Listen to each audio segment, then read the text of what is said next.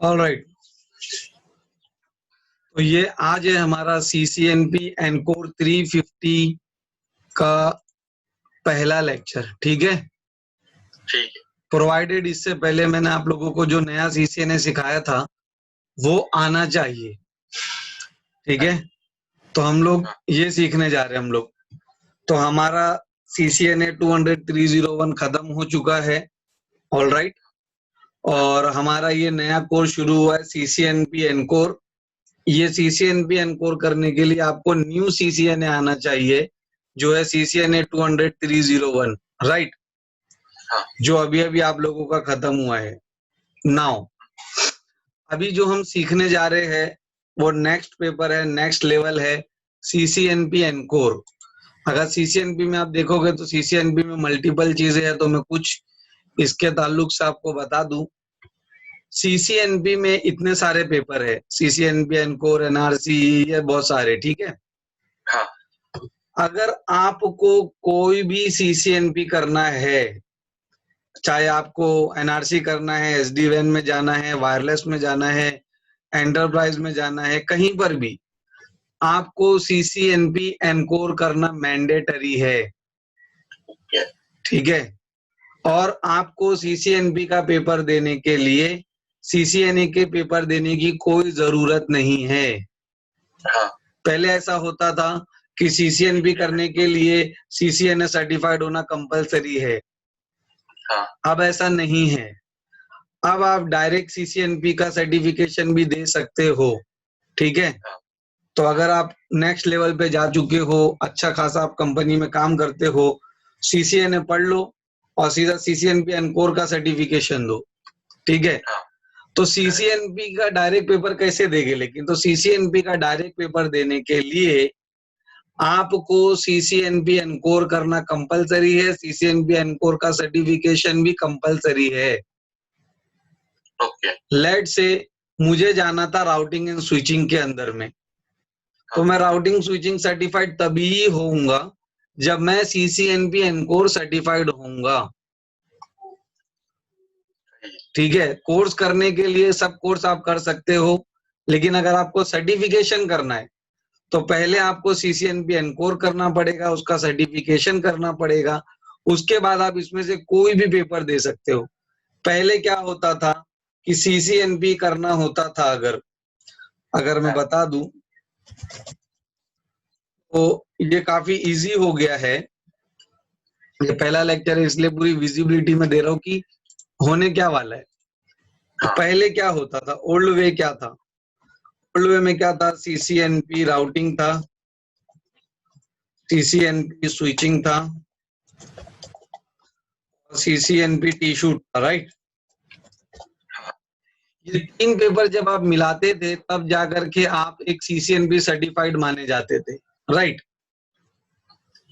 ये तीनों पेपर का सर्टिफिकेशन जब हो जाता था तो आप CCNP सर्टिफाइड माने जाते थे, और उसके भी लिए CCNA सर्टिफिकेट कंपलसरी होती थी, राइट, कंपलसरी होती थी। सर्टिफिकेशन की बात कर रहा हूँ, कोर्स करने की नहीं।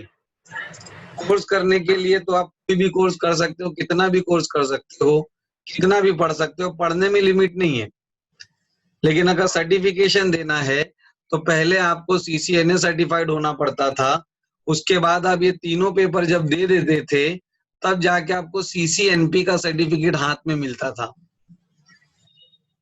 ऐसा पहले होता था, अब एकदम से चेंज हो गया है। सबसे पहली चीज क्या चेंज हो गई है? अब CCNA का सर्टिफिकेट कंपलसरी नहीं है, CCNA एग्जाम देना कंपलसरी नहीं है। तो अब क्या होता है? CCNA एग्जाम नॉट मैंडेटरी, ठीक है, not mandatory for CCNP exam. तो CCNP एग्जाम देने के लिए CCNA एग्जाम मैंडेटरी नहीं है, ठीक है। पहला पॉइंट कि CCNA एग्जाम मैंडेटरी नहीं है CCNP देने के लिए, ये बहुत बड़ा डिफरेंस एक आ गया। यहाँ पे हमारे बहुत से पैसे बच सकते हैं, समझ रहे हो? ठीक है, नहीं तो हम लोग को नहीं भी देना होता था तो भी हमको सीसीएनए देना ही पड़ता था। हाँ दूसरी चीज, एक पेपर करना कंपलसरी है। सीसीएनपी लेवल की अगर मैं बात करूं, सीसीएनपी की अगर मैं बात करूं, तो एक कंपलसरी पेपर है जिसको बोलते हैं सीसीएनपी एनकोर, जो भी हम करने जा रहे हैं। 350401 इसका कोड है, राइट? ओके। हाँ इसका कोड है 350401 सीसीएनपी एनकोर। ये कंपलसरी है, कंपलसरी है फॉर एनी सीसीएनपी एग्जाम। चाहे आपको किसी भी लाइन में जाना हो, आपको ऑटोमेशन में जाना हो, वायरलेस में जाना हो, अगर आपको किसी का भी सीसीएनपी करना है तो आपको एनकोर करना मैंडेटरी है।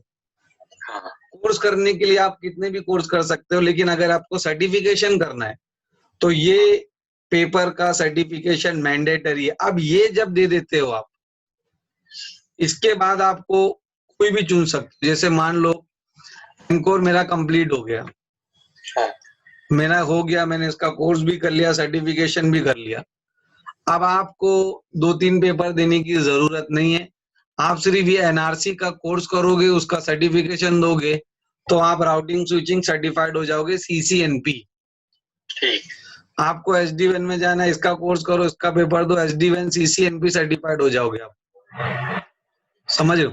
तो सीसीएनपी की किसी भी लाइन में जाने के लिए आपको सिर्फ 2 पेपर देना पड़ेगा, सीसीएनपी एनकोर, और उसके बाद आप जिस लाइन में जाना चाहते हो उसका सिर्फ 1 पेपर।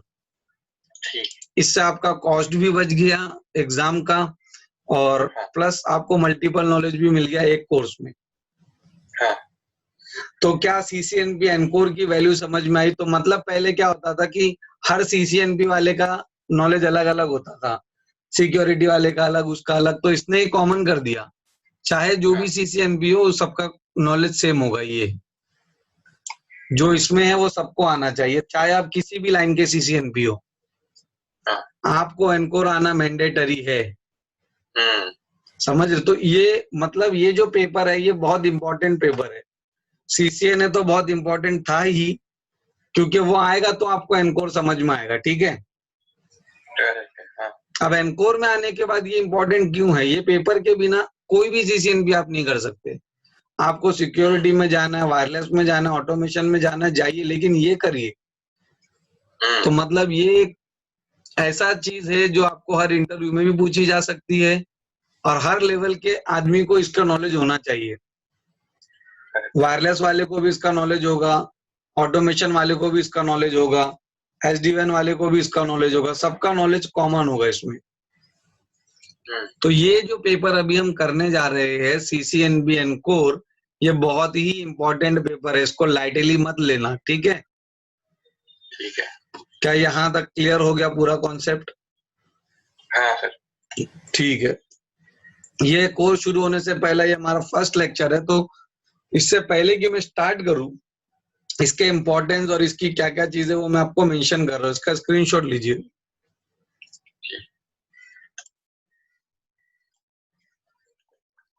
ठीक है?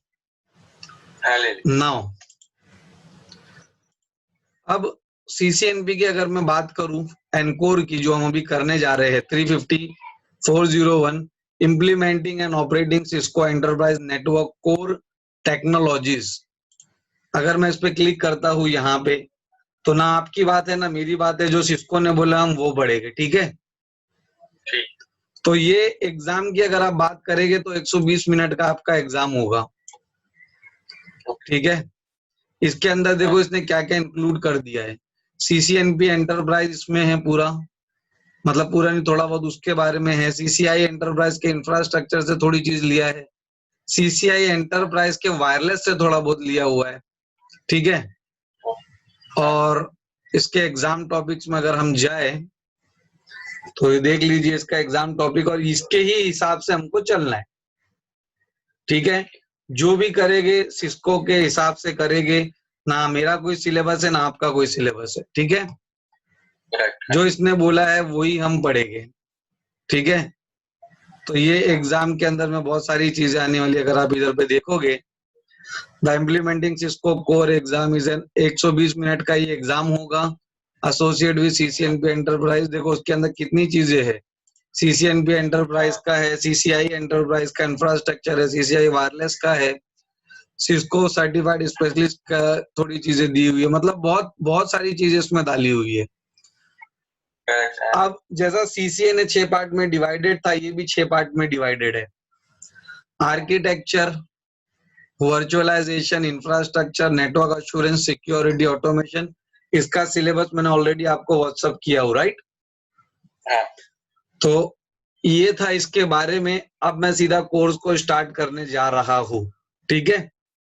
ठीक है। अब इसने कोर्स को जो स्टार्ट करने बोला है, ये काफी कंफ्यूजिंग वे में बोला। डायरेक्ट इसने आर्किटेक्चर से शुरू कर दिया, अगर आप देखोगे तो। सी अब मैं डायरेक्ट आर्किटेक्चर से जाऊंगा तो नहीं समझ में आएगा। अच्छा, इसमें बहुत सारी चीजें हैं जो आपको सीसीएनए में पढ़ाया था, वो आएगी तो ही समझेगी, क्योंकि वही चीज दी है। जैसे कि सीसीएनए में हमने पढ़ा था ये, right, 2 tier 3 tier fabric capacity planning, अगर आपको याद होगा तो ये सब हमने पढ़ा था। तो वो भी चीज इसमें भी दिया हुआ है इसने, ठीक है?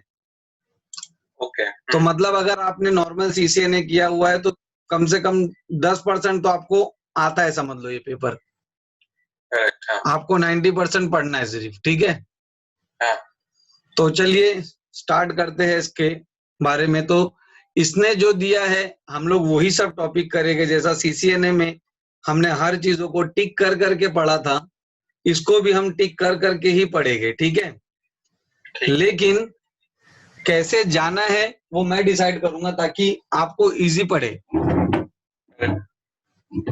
ठीक है? डायरेक्ट आर्किटेक्चर से बोला तो डायरेक्ट आर्किटेक्चर से नहीं जा सकते, समझ में नहीं आएगा, ठीक है? ओके, तो ये है आपकी नोट्स। ये नोट्स भी आपको मैं दे दूंगा। ये नोट्स के अकॉर्डिंगली हम पढ़ेंगे पूरी तरह से, और प्लस जो मेरा नॉलेज है वो भी शेयर करूंगा, क्योंकि ये नोट्स से पढ़ने जाओगे तो कंफ्यूज हो जाओगे, ठीक है? चलिए शुरू करते हैं। तो सबसे पहला टॉपिक जो यहाँ पे दिया हुआ है, फॉरवर्डिंग से ये शुरू होता है, ठीक है? ओके। फॉरवर्डिंग से ये स्टार्ट होता है। फॉरवर्डिंग से ये शुरू हुआ है कि पैकेट फॉरवर्डिंग वगैरह कैसे होती है। तो अगर मैं इसको एग्जाम से रिलेट करूं तो ये देखिए, आर्किटेक्चर में इधर पे आता है ये वाला। सबसे पहला हम यहां से शुरू करेंगे, ठीक है? तो सबसे पहले इसने क्या बोला है, चलिए समझते हैं। Differentiate hardware and software switching mechanism, process and CF मतलब Cisco express forwarding, MAC table and TCAM table, FIB and RIB, ये क्या होता है? चलिए हम इसको समझते हैं पहला तो, ठीक है? ठीक है। तो मैं प्रोसेस स्विचिंग से शुरू करता हूँ। प्रोसेस स्विचिंग कितना डिफिकल्ट लग रहा है ना सुनने में, कि पता नहीं ये क्या चीज है, राइट? ये कुछ नहीं है, ये आपने ऑलरेडी चीजें पढ़ ली है, वही चीज है, बस इसका नाम वो इस तरह से बता रहे, ठीक है? चलिए मैं आपको बताता हूँ कि प्रोसेस स्विचिंग क्या होती है। अगर आपको याद होगा, अगर मैं बताऊं तो हमने राउटर के बारे में पढ़ा था। मैंने आपको पढ़ाया था राउटर, जब मैंने सीसीएनए में आपको पढ़ाया था, वही ये प्रोसेस स्विचिंग जो है ना, वो यही है, बताता हूं मैं। प्रोसेस फॉरवर्डिंग में क्या होता है, अगर आपको ये हमारा डायग्राम याद होगा तो ये देखो, ये हमने सीसीएनए में जब मैंने आपको पढ़ाया था राउटर, उस वक्त मैंने आपको पढ़ाया था कि राउटर, जैसे मैं इंडिया में बैठा हूं और मैंने यूएस में आपको पिंग किया था, राइट? इसीलिए मैंने पहले ही बोल दिया कि सीसीएनपी एनकोर 35401 करने से पहले आपको जो मैंने सीसीएनए पढ़ाया हूँ 200-301, वो आपको आना चाहिए, समझ रहे हो? क्योंकि वो चीजों को मैं रिलेट करूंगा यहाँ पे, तो ही तो समझ में आएगा, ठीक है? तो ये अगर आप लोगों को याद होगा तो मैंने आप लोगों को पढ़ाया था कि ये जो पैकेट होती है ये किस तरह से इंडिया से यूएस जाती है, राइट? तो आपकी प्रोसेस स्विचिंग कुछ इस तरह से होती है। चलिए मैं आपको बताता हूँ। अब ये मेरा राउटर है, ये मेरा इंडिया का राउटर है, राइट? तो इंडिया का जो राउटर है, अब ये जो पैकेट होती है ये वाली, राइट, ये जो पैकेट थी, हाँ। ये पैकेट मेरा कंप्यूटर क्या करता है, स्विच को भेजता है, स्विच से मेरे राउटर के पास जाती है, राइट। करेक्ट है। अब प्रोसेस स्विचिंग में क्या होता है, प्रोसेस स्विचिंग में जो मेरे राउटर का सीपीयू है, हर पैकेट को, ईच एंड एवरी पैकेट को वो मॉनिटर करता है, ठीक है। मतलब ये मेरा राउटर है, इसके अंदर सीपीयू है मान लो, ठीक है। तो ये जो पैकेट आएगी तो ये मेरा राउटर का सीपीयू इसको फिल्टर करेगा, इसको पढ़ेगा कि भाई साहब आपको कहाँ जाना है।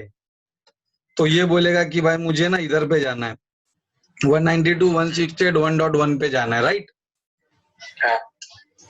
ये कौन पढ़ रहा है, मेरा राउटर का सीपीयू पढ़ रहा है, सीपीयू उसको चेक कर रहा है, ठीक है।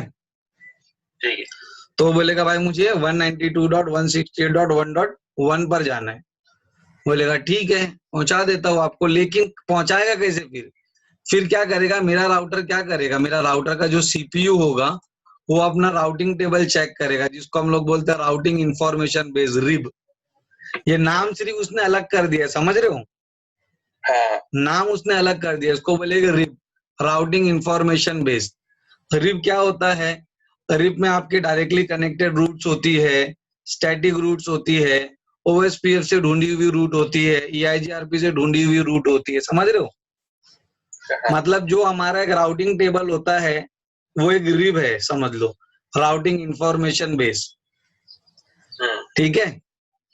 क्या यहाँ तक आपको पूरी तरह से क्लियरली समझ रहा है? ऑलराइट। तो मेरा राउटर ने क्या किया, बोला कि ठीक है ये नेटवर्क पे आपको जाना है, रुको मैं अपना राउटिंग इंफॉर्मेशन बेस चेक करता हूँ, अपना रिब चेक करता हूँ, ठीक है।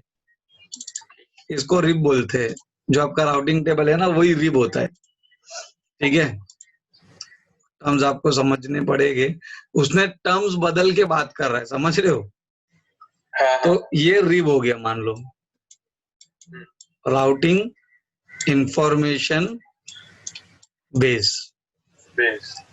एकदम सिंपल बनाऊंगा धवल आपके लिए, ठीक है। ठीक है भाई। नाउ तो ये पैकेट मेरे राउटर के पास आई थी, तो उसका सीपीयू था, इसके सीपीयू ने बोला भाई साहब आपको किधर जाना, उसने बोला कि मुझे 192 के नेटवर्क पे जाना है। राउटर ने बोला ठीक है मैं अपना राउटिंग टेबल चेक करता हूँ। तो राउटर ने अपना राउटिंग टेबल चेक किया, और ये जो राउटिंग टेबल है यही आपका रिब है।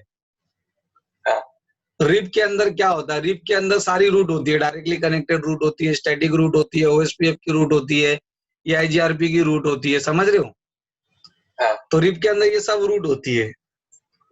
तो राउटर फिर चेक करेगा रिब के अंदर, अरे हाँ मैं तो यहाँ जा सकता हूँ, राइट।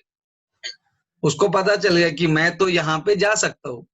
फिर वो क्या फाइंड आउट करेगा, ठीक है यहाँ तो मैं जा सकता हूँ, लेकिन इसको जाने के लिए नेक्स्ट स्टॉप कौन है मेरा, राइट।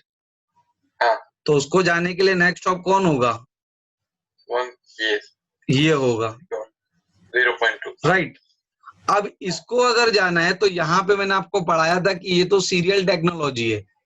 अगर सीरियल टेक्नोलॉजी नहीं होती और नॉर्मल इधर पे इथरनेट का फाइबर का लिंक लगा होता तो मैक एड्रेस लगता, याद आ रहा है कुछ।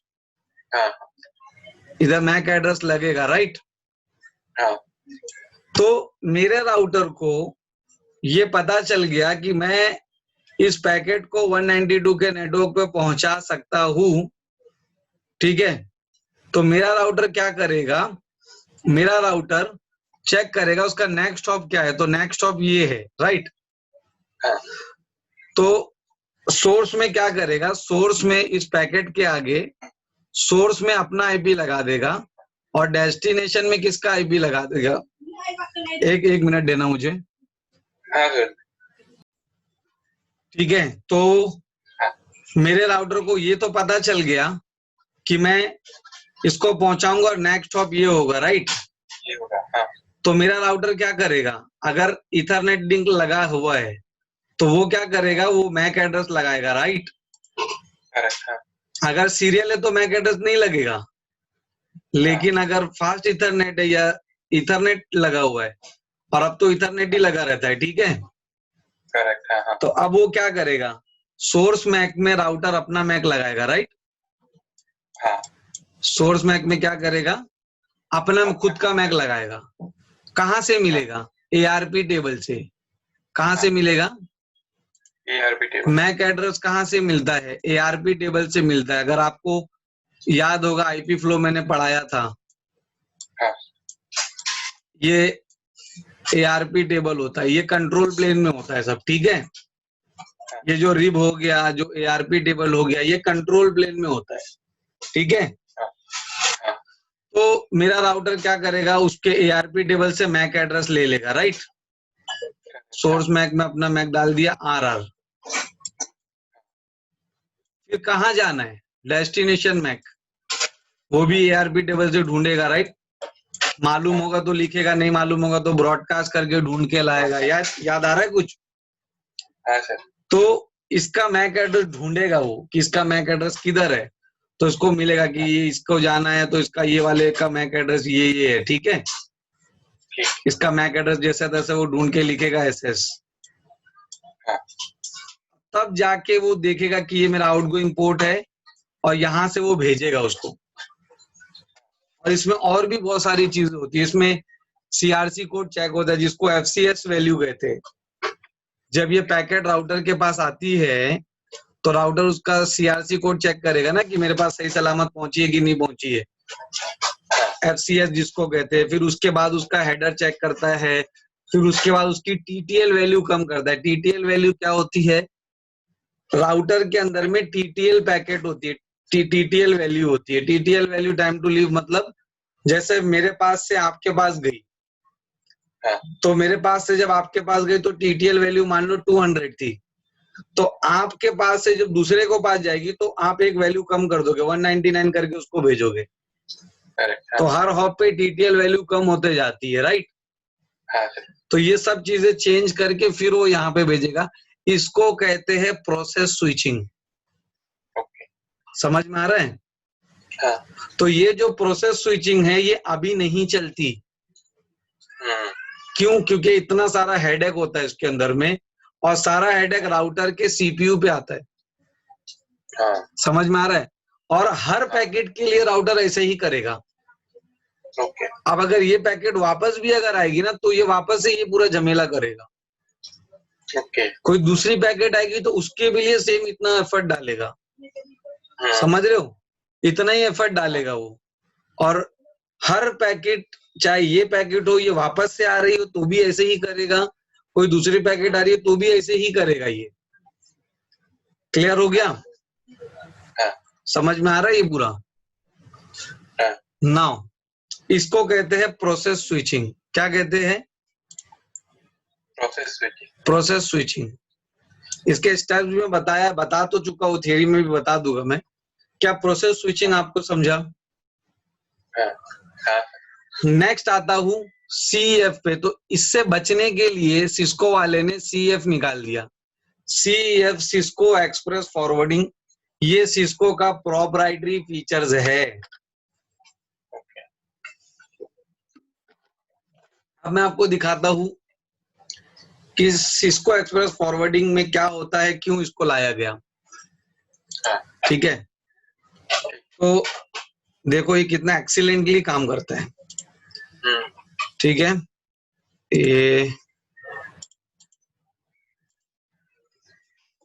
ये आपका राउटर है।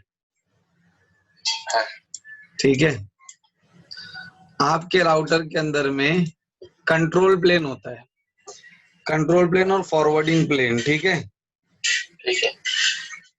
कितना एक्सीलेंटली वो काम करता है वो मैं आपको अभी दिखाने जा रहा हूँ। ठीक है, तो आपका जो राउटर होता है, आपके राउटर के अंदर में कंट्रोल प्लेन में हम लोग पढ़ने क्या जा रहे हैं? Cisco express forwarding. ठीक है, इसको हम लोग CEF भी कहते हैं। मैं आपको समझा दूं, मैं फिर थियरी बताऊंगा क्योंकि कॉन्सेप्ट समझना मेन है। CEF, ठीक है। तो CEF में क्या होता है? हमारा जो राउटर होता है, हमारे राउटर के अंदर में कंट्रोल प्लेन होता है। ठीक है। हाँ, कंट्रोल प्लेन के अंदर हमारे पास होता है राउटिंग टेबल, जिसको हम लोग कहते हैं रिप। ठीक है, राउटिंग टेबल होता है हमारे पास, इसको हम कहते हैं रिप, राउटिंग इंफॉर्मेशन बेस। ठीक है, ठीक है। और हमारे पास और एक चीज यहाँ पे होती है एआरपी टेबल, जिसके अंदर मैपिंग होती है, राइट। हाँ, ये होता है हमारे कंट्रोल प्लेन में। ठीक है, ठीक। फिर एक होता है फॉरवर्डिंग प्लेन। क्या होता है? Forwarding plane. Forwarding plane. Spelling mistake हो जाए तो माफ कर देना, क्योंकि समझा रहा हूँ धीरे धीरे। कोई बात ये फॉरवर्डिंग प्लेन। अब फॉरवर्डिंग प्लेन में क्या करता है मेरा राउटर, सिस्को एक्सप्रेस फॉर, पहला सिर्फ यही हुआ करता था, राउटिंग टेबल और एआरपी टेबल होता था, राइट। अभी जो हमने पढ़ा प्रोसेस स्विचिंग, उसके अंदर क्या होता था, उसके अंदर सिर्फ राउटिंग टेबल होता था और एआरपी टेबल होता था, राइट। सिर्फ ये दो था, जिसकी वजह से वो बहुत टाइम लेता था। सिस्को एक्सप्रेस फॉरवर्डिंग आने की वजह से क्या हो गया, अब एक फीब आने लग गया, जिसको बोलते हैं forwarding information base. Forwarding information base, जिसको हम कहते हैं फीब। ये फीब क्या होता है, जैसा आपका राउटिंग टेबल होता है ना, सेम टू सेम वैसा फीब होता है। समझ रहे हो? उसकी कॉपी मान लो, आपके राउटिंग टेबल की कॉपी होती है। जैसे कि हमारा राउटिंग टेबल ऐसे दिखता है। कहाँ गया? हमारा राउटिंग टेबल ऐसे दिखेगा, राइट। तो फीब के अंदर सिर्फ दो चीजें आएगी कि भाई ठीक है, 10 पे जाना है, यहां से जाओ, इधर जाना है, यहां से जाओ, 192 पे जाना है, यहां पे जाओ। राउटिंग टेबल में सब दिखा रहा है, राइट। तो फीब में मान लो ऐसा, एक एग्जांपल बता रहा हूँ कि जो नेटवर्क पे जाना है और उसका नेक्स्ट हॉप, ये सब ऑलरेडी कैलकुलेट कर लेगा। ओके, ठीक है, राउटिंग टेबल को देख करके एक फीब टेबल बना देगा वो, जो सेम राउटिंग टेबल के ही जैसा होगा। और वो कंट्रोल प्लेन में नहीं होगा, वो फॉरवर्डिंग प्लेन में होगा। ठीक है, जिसकी वजह से राउटर पे लोड नहीं पड़ेगा। तो एक होता है एडजेसेंसी टेबल। क्या होता है? Adjacency table. Adjacency table. Adjacency table के अंदर में, जैसे कि अभी इधर पे जो मैंने कैलकुलेट किया वो रहेगा। जैसे कि ये देखो, मैंने लिखा ना कि भाई ठीक है, नेक्स्ट स्टॉप कौन होगा, 172। तो 172 को जाने का है, तो उसका मैक एड्रेस क्या है, तो वो पहले से कैलकुलेट होकर के एडजेसेंसी टेबल में आ जाएगा। मतलब इंडिया के राउटर का भी मैक टेबल होगा और यूएस के राउटर के नेक्स्ट हॉप का भी मैक एड्रेस पहले से सब कैलकुलेट करके रखा रहेगा वो। समझ रहे हो? तो एडजेसेंसी टेबल वो टेबल होगा जिसके अंदर में जो नेक्स्ट हॉप है, मेरा मैक एड्रेस और जिस नेक्स्ट हॉप पर जाना है उसका मैक एड्रेस पहले से ही कैलकुलेट करके रखा रहेगा। समझ रहे हो? मतलब अगर मान लेते हैं कि ये राउटर के अलग अलग डेस्टिनेशन है, यहाँ पे भी एक है, यहाँ पे भी एक है, राइट। तो ये अलग नेक्स्ट स्टॉप होगा, ये अलग नेक्स्ट स्टॉप होगा, राइट। तो उनके पास जाने के लिए उनका भी मैक एड्रेस चाहिए होगा। तो ये सब मैक एड्रेस पहले से ही कैलकुलेट होकर के कहाँ पे आ जाएगा, एडजेसेंसी टेबल में। ठीक है, क्या यहाँ तक क्लियर हो गया? हो गया। अब जैसे ही राउटर के मतलब पैकेट आने से पहले ही मेरा राउटर पूरी तरह से रेडी है। ठीक है, पूरी तरह से रेडी है मेरा राउटर। अब क्या होगा, जैसे ही मेरे राउटर के पास पैकेट आएगी तो वो सीपीयू के पास जाएगा ही नहीं। समझ रहे हो? जैसे ही उसके पास पैकेट आएगी तो वो कंट्रोल प्लेन के पास नहीं जाएगा। वो कंट्रोल प्लेन की कॉपी बना लिया जिसको बोलते हैं फॉरवर्डिंग प्लेन। वो यहाँ पे जाएगा। कहाँ जाना है भाई? इस नेटवर्क पे जाना है। इस नेटवर्क का तो नेक्स्ट हॉप ये, इसके पास पहले से एंट्री है कि कौन से नेटवर्क का क्या नेक्स्ट हॉप होगा, राइट। इसके पास पहले से एंट्री, अच्छा ठीक है। फिर उसका मैक एड्रेस क्या होगा, वो भी पहले से प्रेजेंट है। फटाफट पैकेट आके फटाफट चली गई। कितना डिफरेंस है देखा? मतलब राउटर पे सीपीयू पे 0 लोड आएगा। हाँ, ये होती है आपकी सिस्को एक्सप्रेस फॉरवर्डिंग। ओके, क्या आपको समझ में आया ये? हाँ सर। बहुत ही आसान है, इसको डिफिकल्ट नहीं बनाना, ठीक है? हाँ, आसान इस तरह से है कि नॉर्मल प्रोसेस स्विचिंग में क्या होता है, जो भी पैकेट आएगी उसको आपका जो राउटर होगा ईच एंड एवरी पैकेट को वो फिल्टर करेगा, चेक करेगा, पूरा प्रोसेस करके भेजेगा, राइट? हाँ, जिसकी वजह से कंट्रोल पे मतलब सीपीयू पे आपके लोड आ जाएगा। हाँ, और हर पैकेट के साथ वो यही करेगा, चाहे वो एक बार आई हो या वो सेम पैकेट 10 बार आए, हाँ, राइट? हाँ, सिस्को एक्सप्रेस फॉरवर्डिंग आने की वजह से क्या हो गया, अब उसने एक कॉपी बना लिया कंट्रोल प्लेन की, जिसको फॉरवर्डिंग प्लेन कहते हैं, हाँ, जिसके अंदर उसने एक फिब बना लिया। फिब जो आपका राउटिंग टेबल होगा उसकी एक कॉपी होगी फिब। हाँ, तो रिब और फिब में डिफरेंस समझ में आ रहा है? हाँ सर। रिब का मतलब आपका राउटिंग टेबल जिसके अंदर स्टैटिक रूट, ओएसपी सब रहेगी, राइट, उसकी एक कॉपी बनेगी जो होगा फिब, फॉरवर्डिंग इंफॉर्मेशन बेस। हाँ, अक्सर लोग इसमें कंफ्यूज रहते हैं, क्या है ये? हाँ, ठीक है।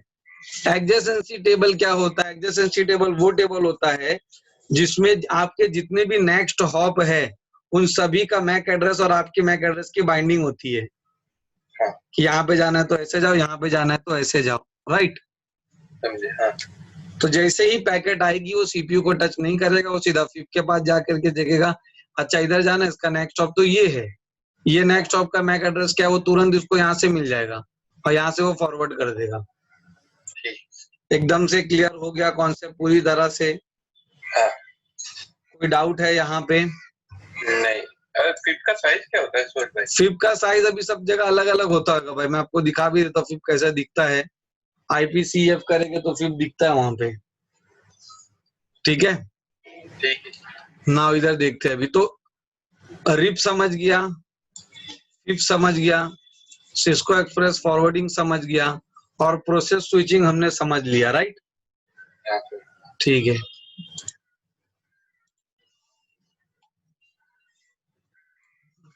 ये नोट्स आपको लास्ट में दे दूंगा मैं, जैसा मैंने पाइथन के टाइम पे किया था। हाँ, साइड बाय साइड ये बनाते जा रहा हूँ मैं, ठीक है? नहीं सही है सूरज भाई। तो देखो वो बता रहा है कि क्या डिफरेंस है, क्योंकि देखो सिस्को की नोट में ना बहुत डिफिकल्ट तरह से बताया उसने। हाँ, अगर मैं वहां से सब पढ़ाने लग जाऊं ना तो फिर नहीं समझ में आएगा आपको, समझ रहे हो? हाँ, हाँ, अभी आप पढ़ोगे तो देखो आपको समझेगा। हाँ, प्रोसेस स्विचिंग क्या है? Process switching requires the CPU to be personally involve with every forwarding decision. तो प्रोसेस स्विचिंग में क्या होता है कि सीपीयू जो होता है हर पैकेट के साथ इन्वॉल्व होगा, राइट? हाँ, फिर एक फास्ट स्विचिंग भी होता है, वो हमको नहीं पढ़ने बोले इसलिए मैंने बताया नहीं, फिर भी बता देता हूँ। फास्ट स्विचिंग में क्या होगा, राउट वन स्विच मैनी, मतलब कोई भी पैकेट जब फर्स्ट टाइम आएगा तो प्रोसेस स्विचिंग करेगा और उसका एक कैशे बना के रख लेगा। अब अगली बार अगर सेम पैकेट आएगा तो वो प्रोसेस फॉलो नहीं करेगा, वो कैशे में से उठा करके उसको फॉरवर्ड कर देगा। करेक्ट, हाँ, तो लेकिन कम से कम एक बार तो हर पैकेट के साथ वो जरूर करेगा, और उसमें भी अगर चूक गया कैशे करने में तो वो पैकेट के लिए उसको वापस से पूरी प्रोसेस स्विचिंग करनी पड़ेगी, ओके, ठीक है? तो इन सभी को सॉल्व करने के लिए सिस्को एक्सप्रेस फॉरवर्डिंग को बनाया गया। हाँ, तो सिस्को एक्सप्रेस फॉरवर्डिंग आपको क्या है, ये एक सिस्को का प्रोप्राइटरी है, ठीक है? इसके अंदर फिब होता है, सिस्को का प्रोप्राइटरी, और जिस तरह से हमने देखा उस तरह से वो उसको भेजता है, ठीक है? ठीक है, इसका स्क्रीनशॉट लीजिए।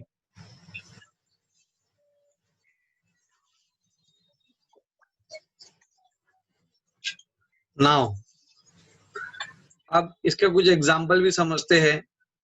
प्रोसेस स्विचिंग मतलब क्या, it's doing like a match. आप हर सम के लिए लंबा लंबा सम कर रहे हो, हर आंसर के लिए। हाँ, फास्ट स्विचिंग का मतलब आपने कुछ अपने मेमोरी में सेव कर लिया, जैसा सिस्को की जब हम डम्प्स पढ़ते हैं तो हमारे एग्जाम में क्वेश्चन को देख के सीधा क्लिक हो जाता है, इसका आंसर ए होगा, राइट? हाँ, वो होता है। और CF क्या होता है, एक्सेल शीट होती है, जैसा हम लोग ना सेलेक्ट करते हैं इतने नंबर तो ऑटोमेटिकली ऐड हो जाता है लास्ट में, ऑटो सम पे जब हम जाते हैं। हाँ। ठीक है, स्क्रीनशॉट ले लीजिए इसका भी।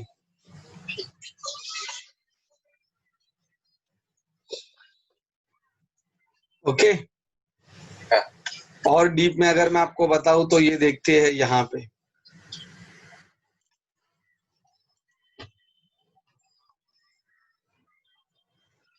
प्रोसेस स्विचिंग के स्टेप देखो क्या क्या होते हैं। प्रोसेस स्विचिंग में देखो क्या क्या होता है। सबसे पहला, डेटा आता है आपके इनबाउंड इंटरफेस में, ठीक है।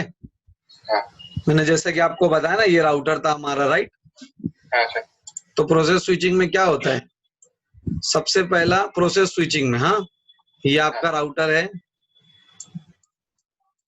यहाँ पे डेटा आपके पोर्ट में आया, राइट। हाँ। तो सबसे पहला क्या होता है, वो जो फ्रेम होती है वो आपके पोर्ट्स में आती है। फिर router read the packet and store it in the memory, वो उसको पढ़ता है और अपने मेमोरी में स्टोर करता है कि भाई इसको कहाँ से आया, कहाँ पे जाना है, वो सारी चीजें, ठीक है। ठीक है। फिर क्या करेगा, राउटर एक लुकअप परफॉर्म करेगा अपने राउटिंग टेबल में, तो देखेगा कि क्या मैं उस आईपी को जा सकता हूँ कि नहीं जा सकता हूँ, राइट। हाँ। तो अगर नहीं जा सकता तो रिजेक्ट कर देगा, लेकिन अगर जा सकता है, राइट, अगर वो जा सकता है तो वो बहुत सारी चीजें करेगा, जैसे कि वो क्या करेगा, उसकी TTL वैल्यू को लोअर कर देगा, राइट। हाँ। क्योंकि जब एक राउटर से दूसरे राउटर के पास, दूसरे से तीसरे के पास जाती है, तो ये जो TTL वैल्यू है ये हर हॉप पे रिड्यूस होती है, राइट। हाँ। और उसका जो CRC कोड है उसको रिकैलकुलेट करेगा वो, हाँ। राइट। क्योंकि मेरे पास आया, मेरे पास तो सही सलामत आ गया, लेकिन जब मैं आपको भेजूंगा तो आपको कैसे पता चलेगा कि वो बराबर आया है कि नहीं आया, राइट। हाँ। तो रिकैलकुलेट करूंगा, रिकैलकुलेट करने के बाद में नेक्स्ट हॉप का आईपी फाइंड आउट करूंगा कि भाई जो नेक्स्ट हॉप है, मतलब इस नेटवर्क को जाने के लिए नेक्स्ट हॉप क्या होगा, ठीक है, और उसका मैक एड्रेस क्या होगा, ये सारी चीजें कैलकुलेट करूंगा, राइट। हाँ। फिर उसके बाद में उसका मैक एड्रेस वगैरह ढूंढ के उसको मैं अपने आउटगोइंग पोर्ट से भेज दूंगा। सही। तो इतना सब कुछ होता, और ये सब सीपीयू करेगा हर पैकेट के लिए, जितनी भी पैकेट आएगी सभी के लिए करेगा, राइट। जितनी भी पैकेट आएगी सभी के लिए करेगा वो, राइट। इसका एकदम उलट होता है कहाँ पे, सिस्को एक्सप्रेस फॉरवर्डिंग में। फॉरवर्डिंग। हाँ। सिस्को एक्सप्रेस फॉरवर्डिंग में क्या होगा, सिस्को एक्सप्रेस फॉरवर्डिंग, ये देखिए मैं आपको बता रहा था कि सिस्को एक्सप्रेस फॉरवर्डिंग का दो मेन कंपोनेंट होगा। अच्छा, आपने इसका स्क्रीनशॉट नहीं लिया था, इसका स्क्रीनशॉट ले लो धवल। हाँ। एक मिनट, ये प्रोसेस स्विचिंग, कंट्रोल Z कर दो तो। हाँ वो टैप हो गया था मैसेज, ये हाँ।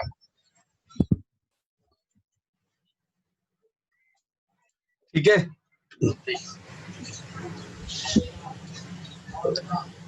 ये बहुत आप लोग के लिए मेहनत कर करके नोट्स बनाता हूँ मैं अपनी खुद की, नहीं तो उससे पढ़ना आसान हो जाता है, समझ रहे हो। मतलब मैं क्या करता हूँ, कॉन्सेप्ट को डायरेक्ट आपके सामने लेके आ जाता हूँ, भाई ऐसा है, खत्म बात। ना घुमा के बात करने की कोई जरूरत नहीं है, जरूरत नहीं है। ठीक है। इसका भी ले लीजिए।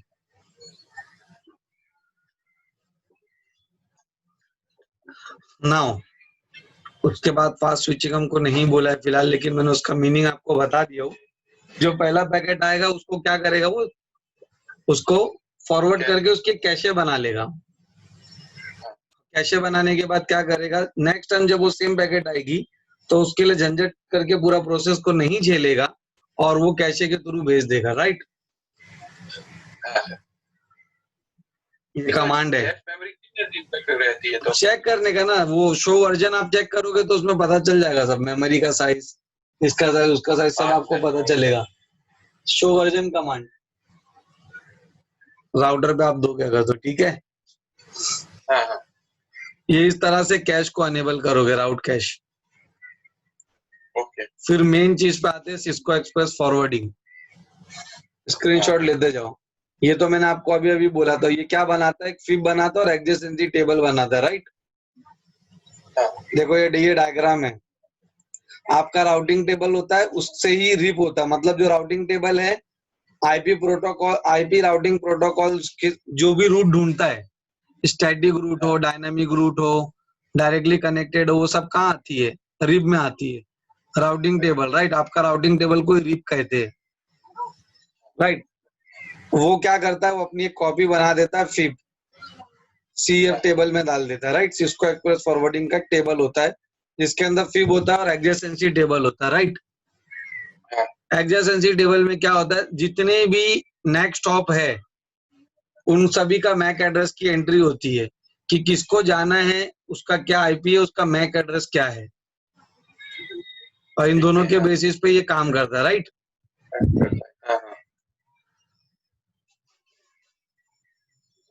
फॉरवर्डिंग इंफॉर्मेशन बेस के बारे में आगे है, फिब के बारे में मैंने एक सिंपल वर्ड में बताया हूँ, तो इसको जरूरत नहीं है स्क्रीनशॉट लेने की। सिस्को एक्सप्रेस फॉरवर्डिंग अनेबल कैसे करेंगे, लाइक दिस, ऐसा अनेबल करेंगे। उसने डिस्क्राइब करने बोला, लेकिन मैं आपको पूरा बता रहा हूँ। ये कमांड है, शो आईपी सीईएफ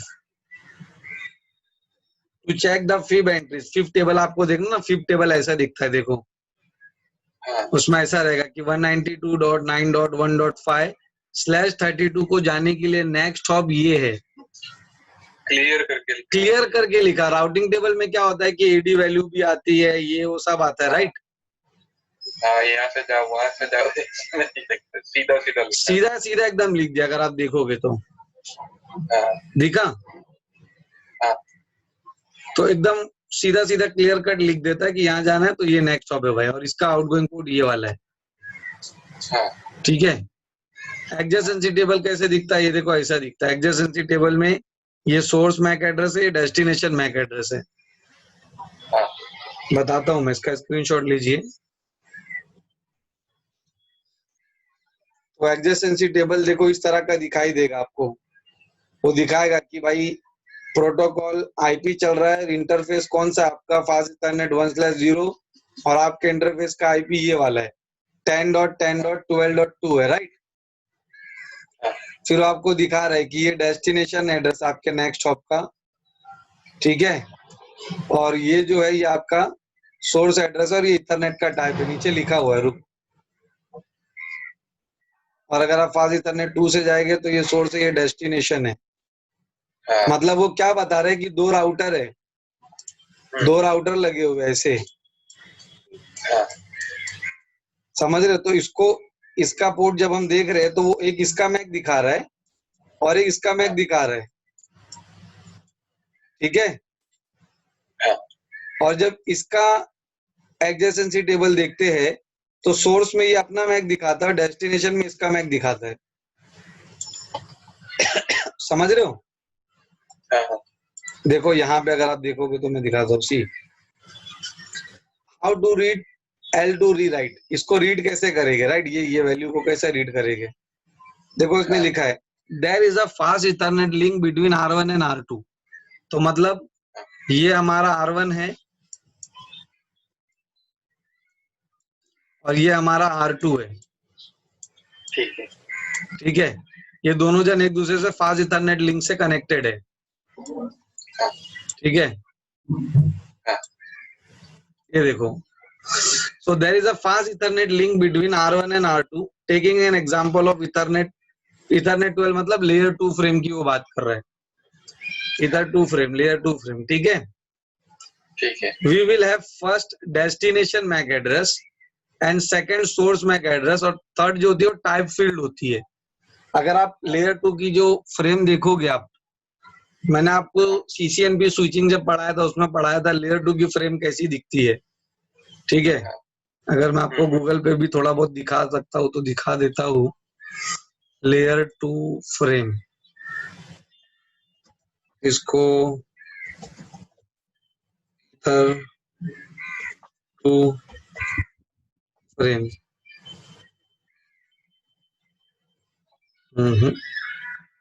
शायद रॉन्ग लिख रहा हूँ, इसको लेयर 2 फ्रेम लिख, लेयर 2 फ्रेम, अगर आप इधर देखोगे कोई सही से अच्छे से दिखा दे जरा भाई।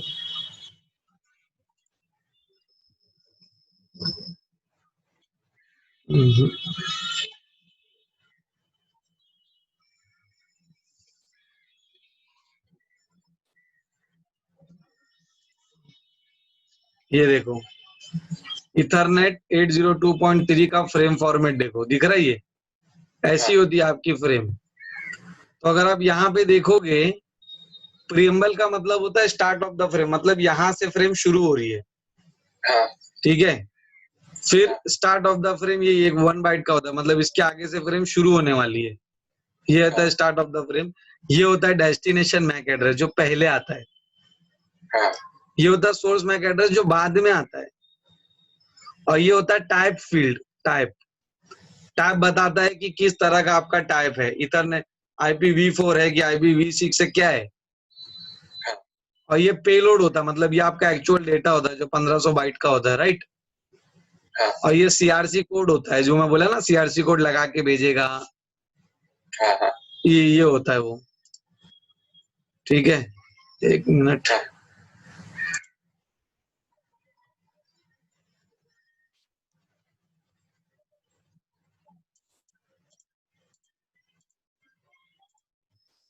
सब उसके लिए हटाना पड़ गया यार। इधर है, कहीं दिख रहा है क्या? तो मेरा ये इधर है, इसका स्क्रीनशॉट ले लो, ठीक है। तो इसके सीक्वेंस के हिसाब से वो जा रहे हैं, समझ रहे हो? जो दिखा रहा है ना, वो इसके सीक्वेंस के हिसाब से दिखा रहा है, ये, ठीक है। इसके हिसाब से वो दिखा रहा है, बता रहा है, देखो ये। तो वो बता रहा है कि इथरनेट 2 फ्रेम को कंसीडर करो, तो first we have destination MAC address and second we have source MAC address and third we have type field. दिख रहा है? ये 3। तो ये किसकी मैं बात कर रहा हूँ? एडजेसेंसी टेबल की। तो उसमें ऐसा रहता है, सी पहला डेस्टिनेशन मैक एड्रेस दिखा रहा है किसका? R2 का। R2 का मैक एड्रेस, R2 के लिए सी, कहाँ गया? 2 राउटर थे, अरे ये 2 राउटर थे हमारे, राइट। R1 था और R2 था, राइट। तो ये क्या दिखा रहा है? CAA डेस्टिनेशन मैक, ठीक है। तो मतलब अगर R1 के पॉइंट ऑफ व्यू से दिखा रहा है, ये वाला जो है, ये वाला जो है, ये R1 का सोर्स मैक एड्रेस है, ठीक है। और ये वाला जो है, ये R2 का सोर्स मैक एड्रेस है। क्लियर हो गया? देखो ना, उसने 1 लिखा है ना, 1 और ये 2। 1 मतलब R1 का सोर्स मैक एड्रेस और 2 मतलब R2 का लिए डेस्टिनेशन, मतलब मेरे लिए वो डेस्टिनेशन है, उसके लिए मैं डेस्टिनेशन हूँ। जैसे मैं इंडिया में हूँ तो मेरे लिए आप डेस्टिनेशन हो, और आपके लिए मैं डेस्टिनेशन हूँ। तो अगर मेरे से कोई फ्रेम आपके पास जाएगी तो सोर्स में मेरा मैक होगा, डेस्टिनेशन में आपका मैक होगा। और आप अगर मुझे कुछ भेजोगे तो सोर्स में आपका मैक होगा, डेस्टिनेशन में मेरा मैक होगा, राइट। तो वही वो बता रहा है। तो ये जो दिखा रहा है ना, ये दिखा रहा है ऐसा, इसके बारे में वो बोल रहा है कि R1 को जब मैंने बताया तो ये जो दिखा रहा है ना, ये देखो, ये R2 का मैक, R2 का मैक। तो पहला डेस्टिनेशन मैक दिखाता है, फिर सोर्स मैक दिखाता है, और फिर टाइप फील्ड दिखाता है। क्लियर हो गया अभी? तो एडजेसेंसी टेबल में ये सब पहले से ही कैलकुलेटेड रहता है। समझ रहे हो कि देखो, इसने बताया है, इसने कैलकुलेट पहले ही करके रखा है कि ठीक है, मेरा जो आउटगोइंग इंटरफेस है ये, मेरा नेक्स्ट हॉप कौन है ये है, और उसको जाने के लिए उसने सब पहले से ही कैलकुलेट करके रखा है। तो जैसे ही फ्रेम आएगी उसको कुछ करने की जरूरत ही नहीं है। सिमिलरली R2 ने भी सब कैलकुलेट करा है कि मेरा ये नेक्स्ट हॉप है या मेरा ये IP है, और इसको जाने के लिए मेरा सोर्स मैक ये होगा, डेस्टिनेशन मैक ये होगा, राइट। तो एडजेसेंसी टेबल में सारी चीजें पहले से ही कैलकुलेट होती है। क्लियर हो गया? हाँ सर। स्क्रीनशॉट भी ले लिया, राइट? ले लिया। इसका भी लिया? नहीं, इसका नहीं लिया। ले लीजिए इसका। देखो ये दिखा रहा है टाइप फील्ड होती है 800 क्या है? The type field in Ethernet 2 frame that resemble IP, that is the frame will be delivered to IP layer as TCP IP protocol stack. ठीक है?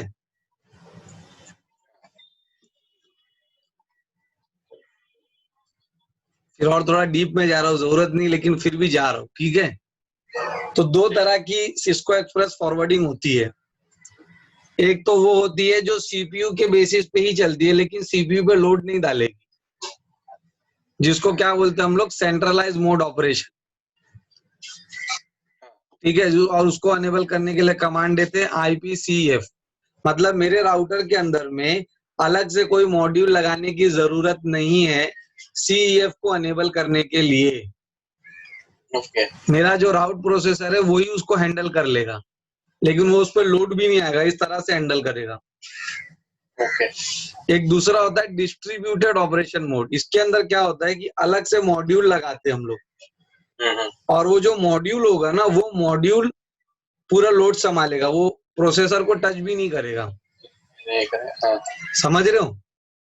हाँ। इसका स्क्रीनशॉट लो, नीचे मैं आपको दिखाता हूँ पूरा। ठीक। मैं इतना जोर क्यों दे रहा हूँ? ताकि आपको दूसरों से ज्यादा आना चाहिए। हाँ सर। उसने सिर्फ CF बताने बोला, लेकिन मैं CEF की भी एकदम डीप में आपको लेके जा रहा हूँ, ठीक है? ठीक है सर। ये पढ़ के डिस्ट्रीब्यूटेड कैसे, इसका भी ले लो फिर भी स्क्रीनशॉट, मतलब नहीं है लेकिन ज्यादा लो फिर भी। मेन इधर पे है, ये देखो सेंट्रलाइज फॉरवर्डिंग में क्या होता है, इसका स्क्रीनशॉट लो। हाँ। सेंट्रलाइज फॉरवर्डिंग का क्या मतलब, मैंने बोला कि आपके सीपीयू के ही अंदर सब होगा, वो रिप फिप सब होगा, ठीक है? मतलब आपने कोई अलग से मॉड्यूल नहीं लगाया है सिस्को एक्सप्रेस फॉरवर्डिंग के लिए, आपका प्रोसेसर के अंदर ही वो सब कुछ हो रहा है और प्रोसेसर पे लोड भी नहीं आ रहा है, ठीक है? पॉइंट नंबर 1 देखो, पॉइंट नंबर 1 मतलब ये वाला, ठीक है? देखो येलो में है इधर पे, ब्लू मतलब सोर्स, ये सोर्स है, और डी मतलब डेस्टिनेशन है, डेस्टिनेशन है, ठीक है? ये आपका एक राउटर है, यहाँ से पैकेट घुसी और यहाँ से पैकेट आउट हो गई, समझ रहे हो? ये राउटर है, तो ये क्या हो गया, ये सोर्स हो गया, और यहाँ से वो बाहर निकल रही है, ये डेस्टिनेशन हो गया। इसके बीच में क्या हो रहा है ये पढ़ने जा रहे हैं हम लोग। ओके। समझ में आ रहा है? हाँ हाँ। ये सोर्स हो गया और ये डेस्टिनेशन। अब इसके बीच में क्या हो रहा है, मतलब कैसे पैकेट यहाँ पे आई और ये पोर्ट से कैसे बाहर निकली, ये पढ़ने जा रहे हैं, ठीक है? CF कैसे इसको फॉरवर्ड करता है, ठीक है? नाउ सबसे पहला, packet enters the inbound interface of line card from source S, मतलब पैकेट यहां से घुसती है, ठीक है? नाउ तो ये डायग्राम हम देख रहे थे सेंट्रलाइज फॉरवर्डिंग, ये समझते हैं। ये जो ब्लू टिक है ये सोर्स है, ये डेस्टिनेशन है, ये ब्लू विलेन से आ रहा है और रेड विलेन में जा रहा है, ठीक है? ठीक है। रेड विलेन इधर पर है और ब्लू विलेन इधर पर है, मतलब दूसरे पोर्ट पे, बाजू वाले। इसका मतलब है पूरी पैकेट, और ये डॉटेड में जो ये हेडर होता है, ठीक है? ठीक। तो देखो क्या बता रहा है, point number 1, packet enter the inbound interface of the line card from the source S and the port ASIC forward it to the fabric interface replication engine।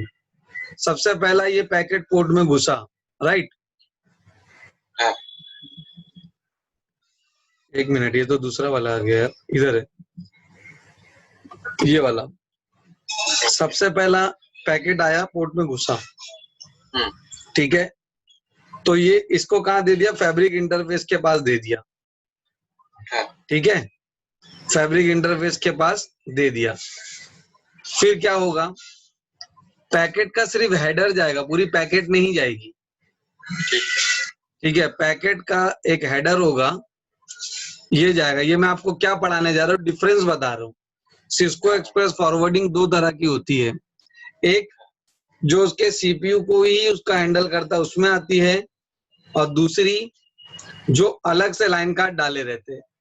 तो ये जो हम पढ़ रहे हैं अभी, इसके अंदर सीपीयू सब हैंडल कर रहा है। ठीक है, ओके, हाँ सुपरवाइजर इंजन 720। ठीक है, हाँ तो पैकेट आ गई, फिर उसको फॉरवर्ड कर दिया फैब्रिक इंटरफेस के पास। फॉरवर्ड करने के बाद पैकेट का जो हेडर था सिर्फ वो जाएगा इंजन में, समझ रहे हो? The packet header only, not the complete packet, is forwarded to the route processor.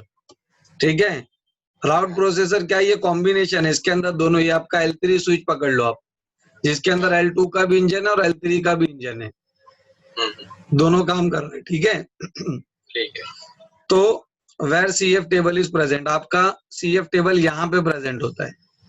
हाँ ठीक है, जो स्विच में आप अलग से मॉड्यूल कार्ड नहीं डालते हो, वो स्विच में आपका CF जो होता है वो इधर ही पे होता है। ठीक है, तो पैकेट आया, पैकेट गया फैब्रिक इंटरफेस के पास, वहां से पैकेट रुक गया है, सिर्फ उसका हेडर गया। हाँ उसका हेडर गया इंजन के पास, यहाँ पे आपका CF टेबल है प्रोसेसर के अंदर। फिर क्या हुआ, फिर सेंट्रलाइज CF दैट रिसाइड, मतलब जो राउट प्रोसेसर के अंदर ही है, वो प्रोसेस करेगा पैकेट को, वो देखेगा पैकेट को, समझ रहे हो? कहाँ से आया है, कहाँ जाना है, क्या नेक्स्ट स्टॉप वगैरह, वो सारी चीजें करेगा जो एक CF करता है। ठीक है, वो सारी चीजें करेगा। क्या क्या करेगा, centralise CF that reside on the route processor process the packet. Processing the packet means it lookups in the FIP for next hop and fetches the L2, rewrite the header, modify the original header and send the updated header to interface fabric on the same line card. तो step number 3 में क्या होगा, उसके बाद जो भी आएगा वो देखेगा उसको जाने का नेक्स्ट हॉप क्या है, और नेक्स्ट हॉप के बाद में उसका मैक एड्रेस क्या है, वो सारी चीजें कैलकुलेट करके रीराइट करके वापस से इधर पे भेज देगा फैब्रिक इंटरफेस पे। ठीक है, ठीक, फिर फैब्रिक इंटरफेस पे भेजने के बाद पॉइंट नंबर 4 में ये भेज देगा दूसरे पोर्ट के पास। ये दूसरा पोर्ट है, ये पहला पोर्ट है, ये उसको दूसरे पोर्ट के पास भेजेगा। दूसरे पोर्ट इंटरफेस में जाने के बाद वो दूसरे पोर्ट से आउट हो जाएगा। तो मतलब क्या समझ में आता है, सेंट्रलाइज सिस्को एक्सप्रेस फॉरवर्डिंग में क्या होता है, आपका जो CPU होता है उसके अंदर ही आपका CF टेबल होता है। जो भी पैकेट आएगी वो आपके CPU के पास आएगी, उसके CF के टेबल से प्रोसेस होके बाहर जाएगी, समझ रहे हो? CPU पे ज्यादा लोड नहीं पड़ेगा यहाँ पे। फिर एक होती है, इसका स्क्रीनशॉट कैसे लोगे, अभी आप इसको छोटा करना पड़ेगा, ये लो, इसका स्क्रीनशॉट ले लो।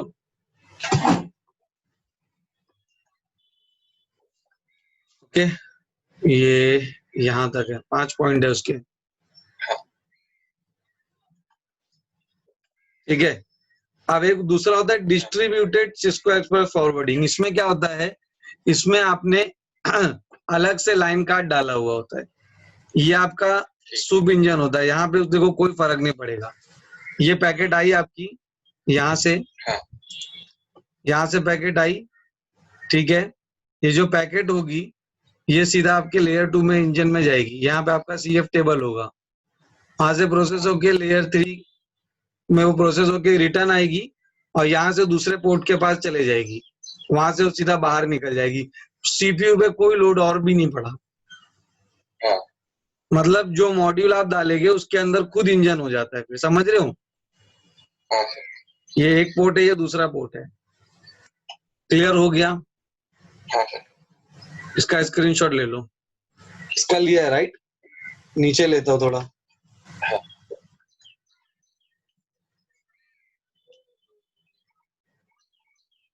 इसका स्क्रीनशॉट ले लो। तो ये था आपका सिस्को एक्सप्रेस फॉरवर्डिंग। और आपका प्रोसेस स्विचिंग और आपका रिब एंड फिब।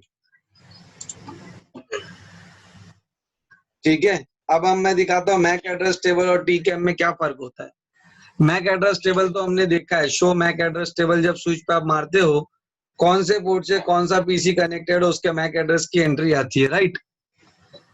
अब जो आपका मैक एड्रेस होता है वो एग्जैक्ट मैच करता है, राइट, कि पूरी बिट एग्जैक्ट मैच होनी चाहिए तो ही वो फॉरवर्ड करेगा। लेकिन जो हमारा लेयर 3 स्विच होता है जिसके अंदर हम एक्सेस लिस्ट बनाते हैं, क्वालिटी ऑफ सर्विस बनाते हैं, तो उसकी एंट्री तो मैक टेबल में आएगी नहीं। तो वो एंट्री कहाँ जाएगी? वो एंट्री टीकेएम में जाएगी, टर्नरी कंटेंट एड्रेसेबल मेमोरी में। समझ रहे हो? बताता हूं मैं यहाँ पे, ये देखिए कैम वर्सेस टीकेएम, स्क्रीनशॉट लीजिए। टॉपिक के साथ में लिखा हूं मैंने 1.7 कौन कौन सा क्या है। ठीक है, नाउ सी हियर। तो कैम वर्सेस टीकेएम ये क्या है, देखिए क्या लिखा है। Multi layer switches forward frames and packets at wire speed by using ASIC hardware. ठीक है, मल्टी लेयर स्विच के अंदर एक ASIC हार्डवेयर होता है, वो फॉरवर्डिंग करने का काम करता है। ठीक है, फ्रेम हो या पैकेट हो। फ्रेम मतलब जो लेयर 2 होता है वो फ्रेम, जो लेयर 3 होता है packet. Specific layer 2 layer 3 component such as routing table और access control list are cache into hardware. routing, switching, ACL, QoS table are stored in high-speed table memory so that forwarding decision can be rushed। वो क्या बोल रहा है कि ये सब जो होता है, ACL हो गया, क्वालिटी ऑफ सर्विस हो गया, राउटिंग हो गई, स्विचिंग हो गई, ये सब एक हाई स्पीड टेबल में आना चाहिए जो फटाफट फिल्टरिंग का काम वगैरह तो कर सके एटलीस्ट, राइट। तो चलिए इसको समझते हैं, मैं एकदम इजी वे में थोड़ा बताता हूँ, कंफ्यूजिंग नहीं करके।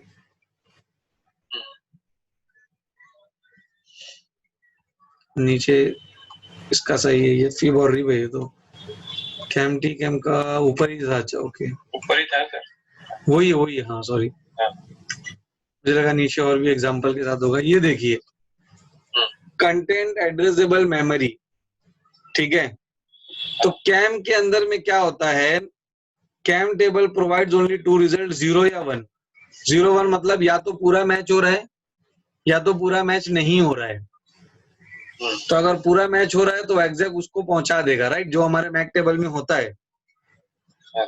हमारा जो मैक टेबल होता है उसमें जो भी एंट्री आती है वो एग्जैक्ट मैच होनी चाहिए, right. Source MAC, destination MAC exact match होना चाहिए, राइट।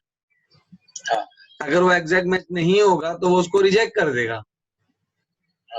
लेकिन हमारे एक्सेस लिस्ट में क्या होता है, हम लोग लिखते हैं अगर इस नेटवर्क से आया तो ये करो। तो जो भी पैकेट आती है एक्सेस लिस्ट में उसका सोर्स चेक किया जाता है, ये कहाँ से आया है, ये कहाँ जाना चाहता है, ये क्या करना चाहता है।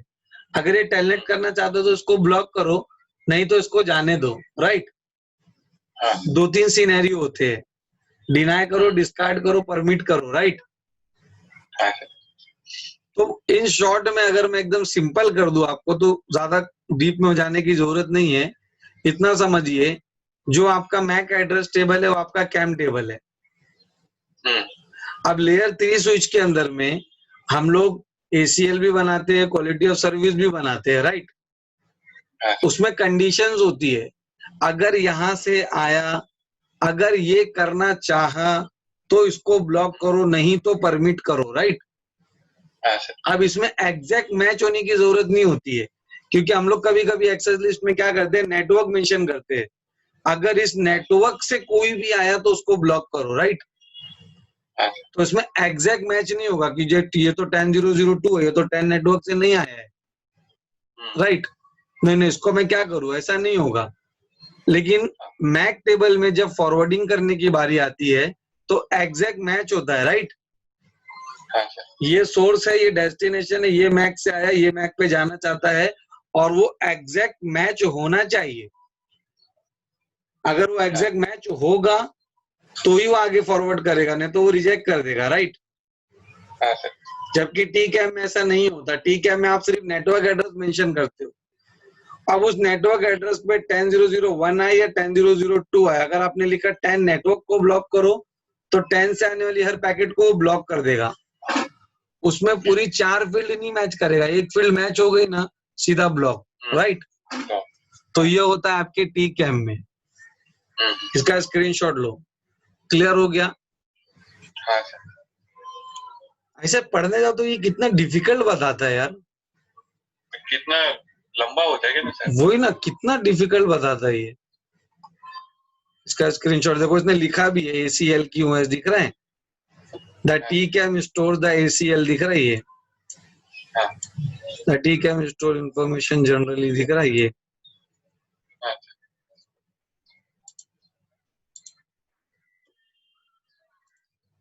टी कैम के अंदर क्या स्टोर होता है? ACL quality of service other information generally associated with an upper layer processing, ठीक है। And as a result using a TCAM applying ACL does not affect the performance of the switch. TCAM होने की वजह से अगर आप access list भी बनाते हो तो उस स्विच का परफॉर्मेंस लो नहीं करता, क्योंकि वो कैम टेबल के पास जाता ही नहीं है, वो अलग टेबल के पास जाता है, टी कैम। क्लियर हो गया यहाँ तक? जी सर। तो हमने ये 3 टॉपिक कर दिया, जिसके लिए हमको कितना 1.5 घंटा लग गया।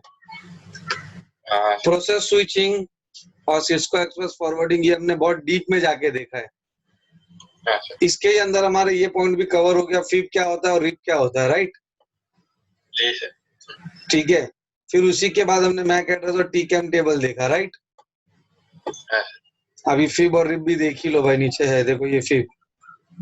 फॉरवर्डिंग इंफॉर्मेशन बेस, देखो ये जो जितना भी है, जैसा कि आपका राउटिंग टेबल है उसके अंदर स्टैटिक रूट है, कनेक्टेड रूट है, OSPF की रूट है, BGP की रूट है, ये सब आपके राउटिंग टेबल में आ गई, राइट। फिर आपके राउटिंग टेबल को बोलेंगे रिप, उसमें से जो जाएगा वो बोलता है फिब। स्क्रीनशॉट ले लो इसका भी, ठीक है। ठीक है सर। ओके। देखो इसने दिया भी है, यह आपका फिब टेबल है जो सिस्को एक्सप्रेस फॉरवर्डिंग का टेबल होता है। यह आपका नॉर्मल राउटिंग टेबल है और उधर से फिब बनता है, ठीक है। तेरे को इधर दिखा भी रहा है, इसका भी स्क्रीनशॉट ले लीजिए।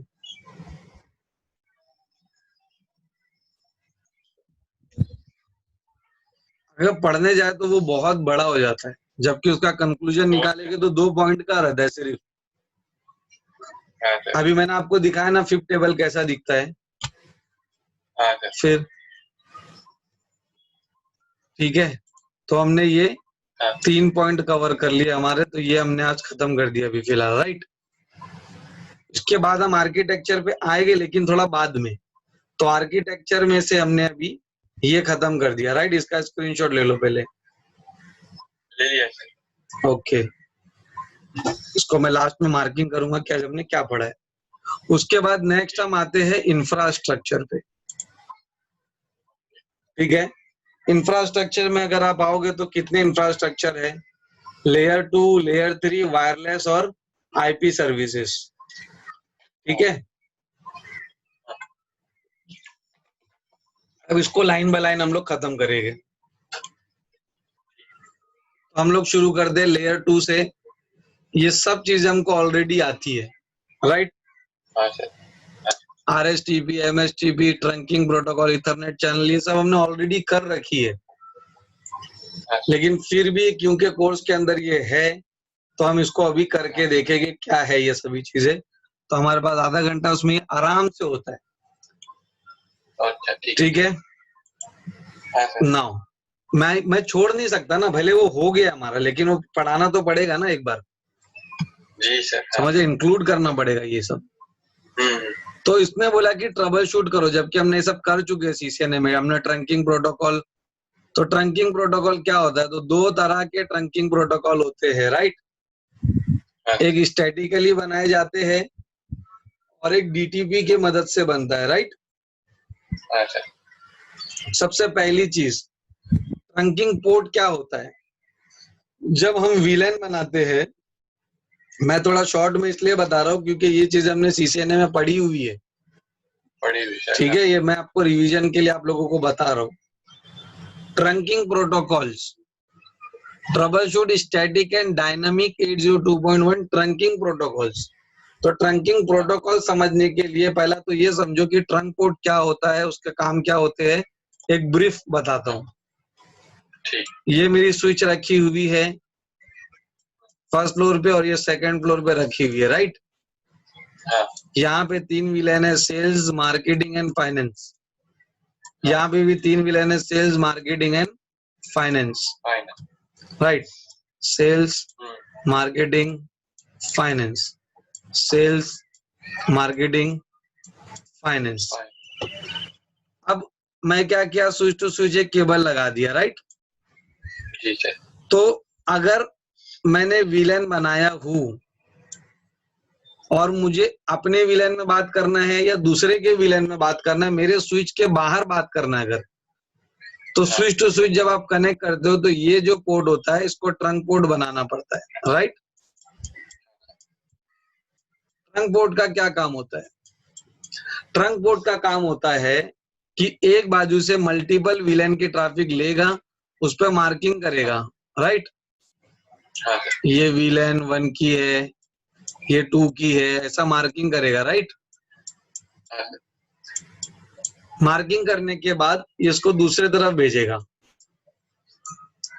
दूसरे तरफ भी ट्रंक पोर्ट उसको रीड करेगा, अरे ये तो विलेन 1 से आया है या 2 से आया है या 10 से आया है, मार्किंग हटा के उसी विलेन में देगा, ना कि सभी को भेजेगा, राइट। ये सब करने के लिए ट्रंक पोर्ट ट्रंकिंग प्रोटोकॉल की हेल्प लेता है। तो 2 तरह के ट्रंकिंग प्रोटोकॉल होते हैं, 802.1 क्यू, जिसको हम लोग बोलते हैं .1 क्यू, राइट। दूसरा होता है ISL। ये क्या है? ये ट्रंकिंग प्रोटोकॉल के नाम है जो ये सब काम करते हैं, राइट। इसका स्क्रीनशॉट लो, ये सब हमने सीसीएनए में पढ़ा था, राइट। अब उसने क्या बोला है ट्रबल शूट करने के लिए, तो अब मैं पॉइंट पे आ रहा हूँ। ये जो पोर्ट है, ये ट्रंक जो बनता है, ये 2 तरह से बनता है। या तो आप इसको मैनुअल बना लो, उसको मैनुअल बना लो, right. Interface switch port mode trunk, switch port mode trunk करके, या तो आप इस पे DTP चला लो, डायनामिक ट्रंकिंग प्रोटोकॉल, अगर आपको याद होगा तो, राइट। डायनामिक ट्रंकिंग प्रोटोकॉल चला लो। ये 2 तरह से आप इस पोर्ट को ट्रंक पोर्ट बना सकते हैं, राइट। DTP में क्या होता है, पैसिव एक्टिव, ऐसा कुछ उसका नाम है, वो दिखाता हूँ आपको नोट्स में से। लेयर 2 में है वो, स्पैनिंग ट्री में तो नहीं होगा, कहाँ होगा वो, विलेंस में होना चाहिए, विलेंस ट्रंक में चैप्टर 5 हाँ, ट्रंक यहाँ होना चाहिए।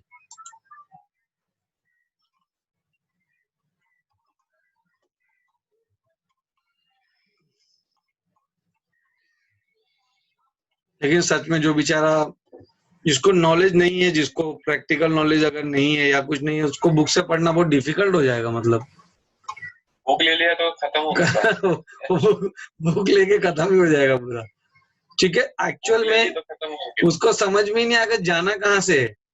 ये यस 2164 तो पेजेस है सर वो देख के डर जाता, बोले जाने दे भाई। एक्चुअल में टाइम कंज्यूमिंग भी होता है ना, इसीलिए लोग लेक्चर लगाते हैं कि उनका टाइम सेव हो और एग्जैक्ट नॉलेज मिले कि ये है भाई। नहीं तो ऐसा भी होता है कि पढ़ते कुछ और समझते कुछ और है,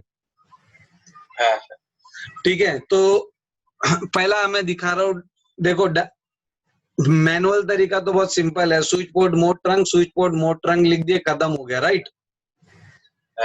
इसका स्क्रीनशॉट लीजिए।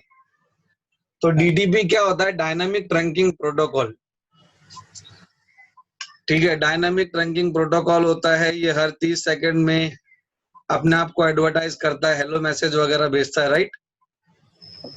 हाँ सर। इसके अंदर दो तरह के मोड होते हैं, डिजायरेबल और ऑटो, राइट। ऑटो। हाँ सर।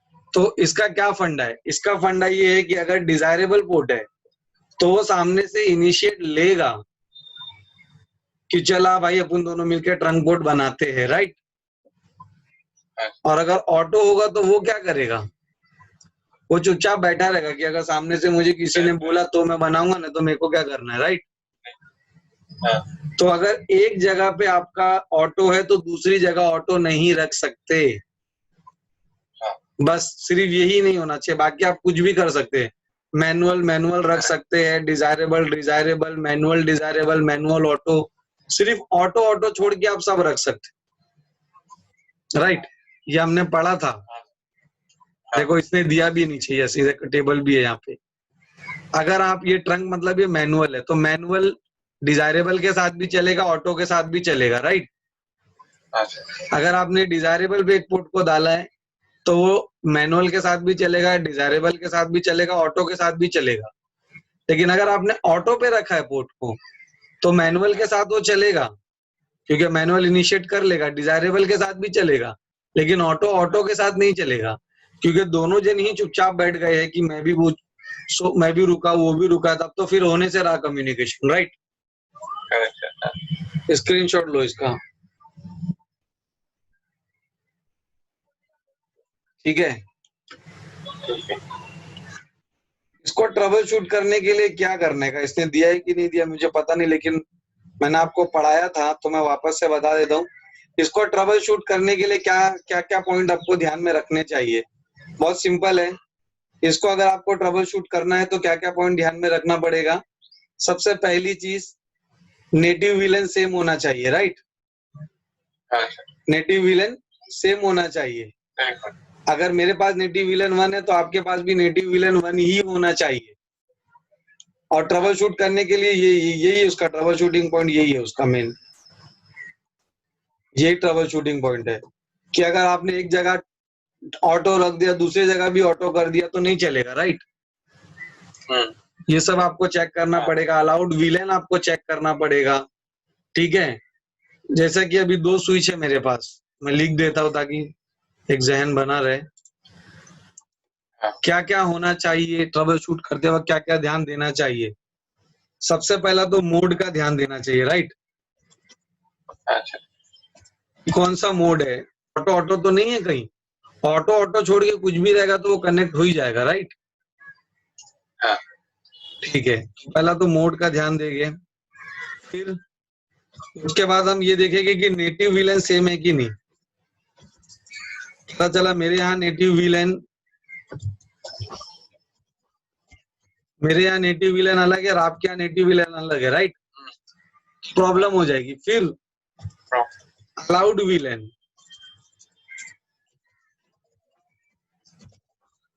विलेन सेम है कि नहीं, राइट। पता चला आपके यहाँ पे विलेन 1 अलाउड है, मेरे यहाँ विलेन 1 अलाउड नहीं है, मतलब सॉरी, आपके यहाँ विलेन 10 अलाउड है, मेरे यहाँ विलेन 10 नहीं अलाउड है।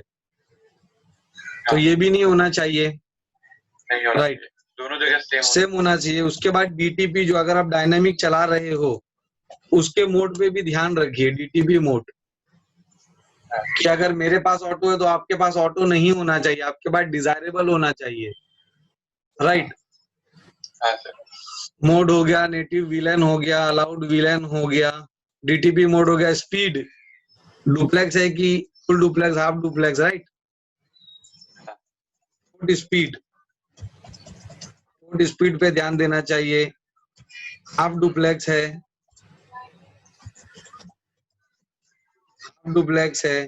या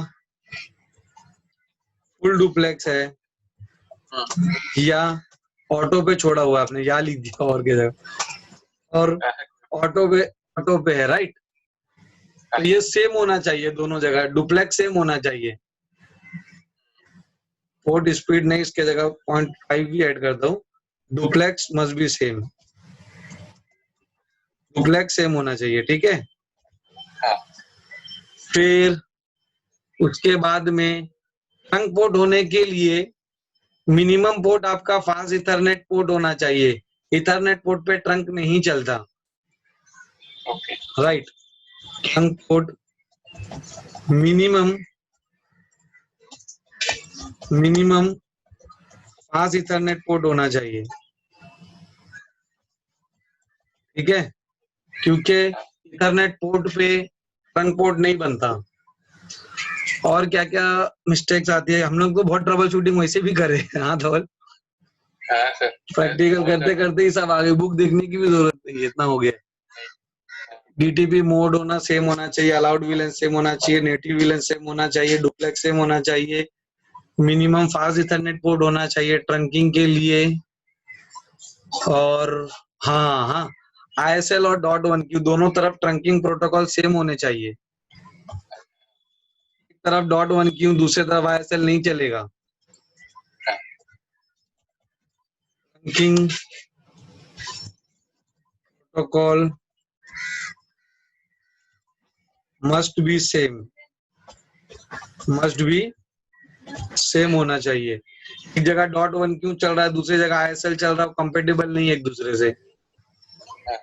और क्या पढ़े थे हमने, इतना ही है मेरे हिसाब से, राइट? नहीं है। और ठीक है, और पोर्ट ट्रंकिंग मोड में होना चाहिए, एक्सेस पोर्ट। हाँ, वो पोर्ट जो है ना, वहाँ पोर्ट फास्ट अनेबल नहीं होना चाहिए, नहीं तो लूप हो जाता है, राइट? वो भी था, लेकिन वो तो इधर ट्रंक के लिए जरूरी नहीं है। इसका स्क्रीनशॉट लो। ये पॉइंट ध्यान में रखने ट्रबल शूटिंग करते वक्त, ठीक है, चाहे आप मैनुअल चला रहे हो या आप डायनामिक चला रहे हो, ठीक है।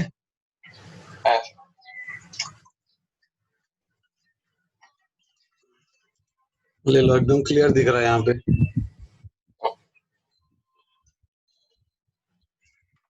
नेक्स्ट है हमारा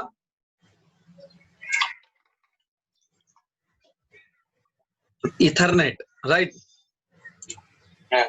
इथरनेट का बंडल, ये भी हमने किया था, लेयर 2 भी किया था, लेयर 3 भी किया था, हमारे CCNA 200-301 में किया था, याद आ रहा है कुछ? इथरनेट चैनल हमने किया था, उसमें मैंने आपको लेयर 2 पे कैसा करना है, लेयर 3 पे कैसा करना है, वो भी दिखाया था, राइट? जी सर। तो चलिए थोड़ा सा शॉर्ट में बता दूं कि इथरनेट चैनल क्या होता है और उनके में क्या समानता होनी चाहिए। तो इथरनेट चैनल में क्या होता है, इसको बोलते हैं इथरनेट चैनल बंडल। स्क्रीनशॉट लो।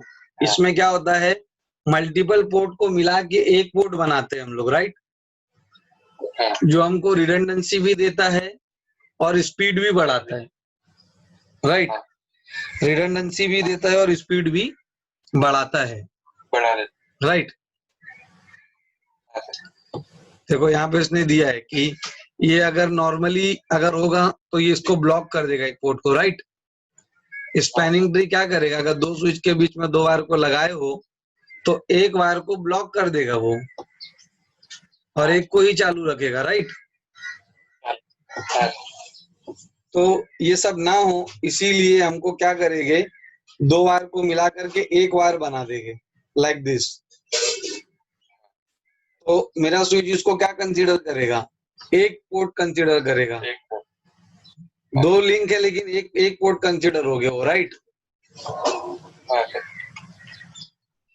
हमको स्पीड ज्यादा मिलेगी। अभी इसके अंदर में डायनामिक लिंक भी कर सकते हैं और मैनुअल भी होता है, राइट? डायनामिक तरह भी है और नॉर्मल तरीका भी है। डायनामिक तरीके में दो प्रोटोकॉल है हमारे पास, LSCP link aggregation control protocol और PAGP port aggregation control protocol. ये सब दोनों भी हमने पढ़ा है CCNA में, राइट?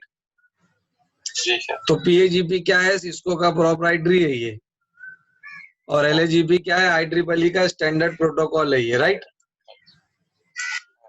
ठीक है, तो ये दो प्रोटोकॉल आप यूज कर सकते हो या आप मैनुअली भी कर सकते हो, राइट? अगर आप PAGP चलाते हो, तो दो तरह के मोड आते हैं, ऑटो और डिजायरेबल। तो इसमें भी सेम वही तरीका आएगा। ऑटो नहीं हो सकता है, बाकी सब कुछ हो सकता है, राइट? डिजायरेबल ऑटो हो सकता है, ऑटो डिजायरेबल हो सकता है, डिजायरेबल डिजायरेबल हो सकता है, लेकिन ऑटो ऑटो हाँ, नहीं हो सकता, नहीं हो क्योंकि ऑटो का मतलब है कि वो वेट करेगा कि सामने से रिक्वेस्ट आएगी तो मैं फॉर्म करूंगा चैनल, राइट। सेम इसी तरह से अगर मैं LACP की बात करूं, उसमें भी दो तरह के मोड होते हैं, पैसिव और एक्टिव। पैसिव पैसिव नहीं हो सकता, बाकी सब कुछ हो सकता है।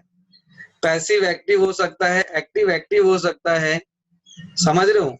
पैसिव पैसिव नहीं हो सकता। पैसिव का मतलब वो वेट करेगा कि सामने से मुझे रिक्वेस्ट आएगी तो मैं पोर्ट फॉर्म करूंगा, ऐसा समझ रहे हो। हाँ सर, तो ये होगा, पैसिव पैसिव नहीं हो सकता, बाकी सब हो सकता है, राइट। ठीक है। हाँ, स्क्रीनशॉट ले लो इसका भी।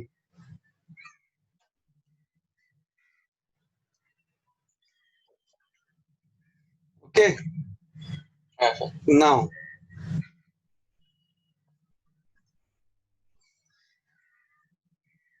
उसको स्टैटिक भी बना सकते हैं, PAGP वाला भी बना सकते हैं और LACP वाला भी बना सकते हैं, राइट।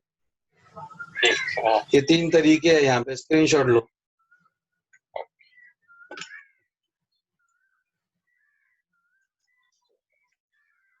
इसका कीवर्ड नीचे मिलेगा ट्रबल शूटिंग का।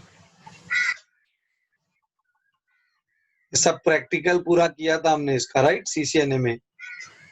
हाँ सर, CCNP में इसका ट्रबल शूटिंग पॉइंट बता रहा, वो भी हमने CCNA में देखा था, फिर भी देख लेते हैं, यहाँ पे रहेगा, मैंने मार्किंग किया रहूंगा इधर पे।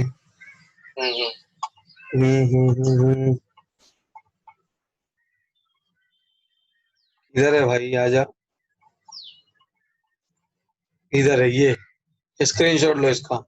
इथरनेट चैनल का ट्रबल शूटिंग, ठीक है।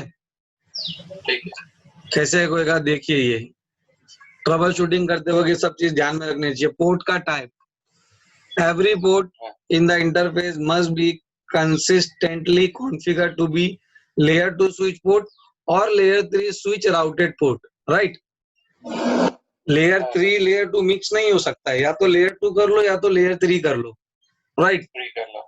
फिर पोर्ट का मोड सेम होना चाहिए, और layer 2 port channel must be configure as either access port और trunk port, they can not be mix. या तो एक्सेस ही कर लो या तो ट्रंक पोर्ट कर लो, ये मिक्स नहीं हो सकते, ठीक है, ये मिक्स नहीं हो सकते।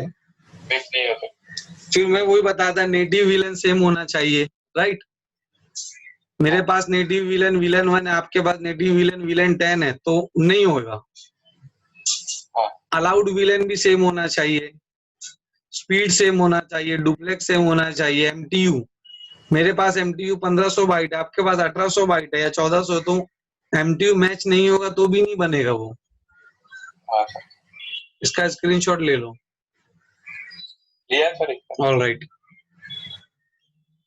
और भी चीजें ध्यान में रखने वाली नीचे है। In addition, putting attention to configuration setting, configure करते वक्त की सेटिंग पे भी ध्यान रखना है। Check the following when troubleshooting and establishment of Ethernet bundle. Ensure that member link is between only 2 device, 2 device के बीच में ही होनी चाहिए, right. Ensure that member ports are all active, सारे पोर्ट एक्टिव होना चाहिए, ऐसा नहीं कि एक बंद था, 2 बंद थे, 3 बंद था या 1 चालू था, ऐसा नहीं होना चाहिए।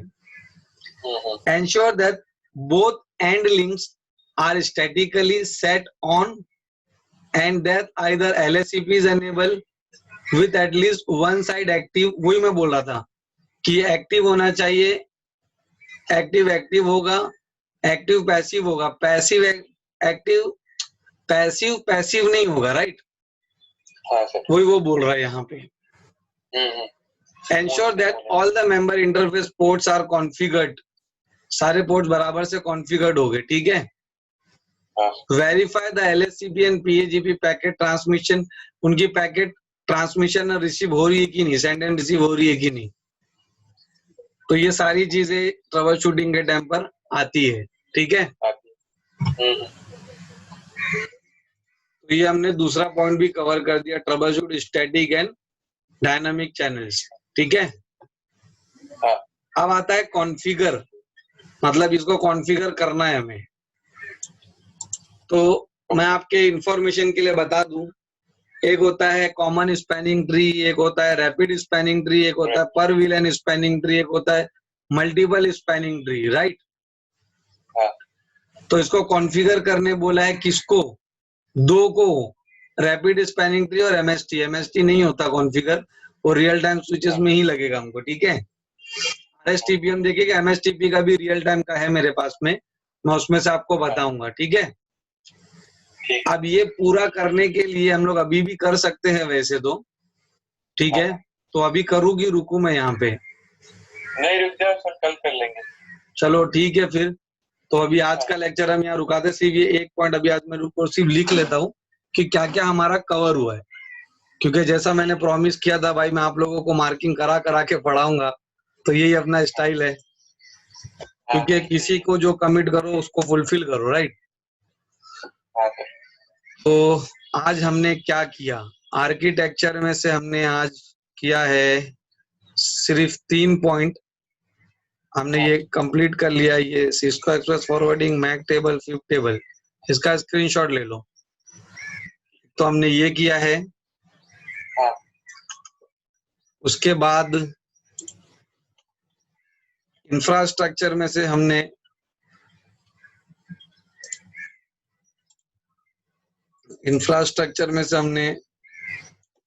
दो पॉइंट अभी तक किया है, ट्रबल शूटिंग इसका और ट्रबल शूटिंग इसका। स्क्रीनशॉट ले लो।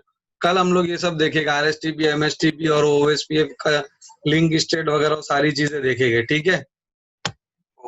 All right. हेलो, ओएसपीएफ का लिंक स्टेट और ये, थैंक यू सो मच। तो पहले लेक्चर में इतना ही है, और रुकिए धवल जरा, ठीक है।